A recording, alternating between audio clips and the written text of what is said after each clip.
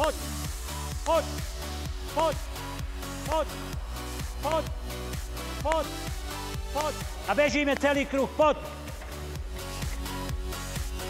Jupi!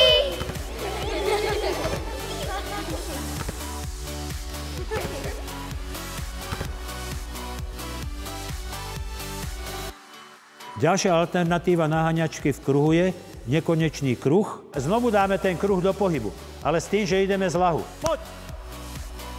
Stávaj! Stávaj! Okolo beží, stávaj!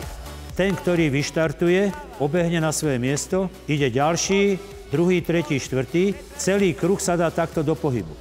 Celý kruh beží, celý kruh beží. Poď! Choďte bližší k sebe. Ďalší ide. Alternatíva naháňačky v kruhu. Žiaci sú v určitej polohe, sú v drepe, na jednej nohe, poskakujú, sú v kluku. Čiže nie sú to klasické naháňačky, ale je to súčasť takého oddychu. Iný druh obťažnosti. Čiže oddych, beží, oddych, beží. Poďme do kluku. Poď.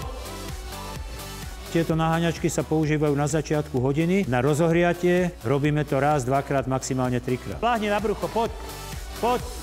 Poď, poď, ideš, poď,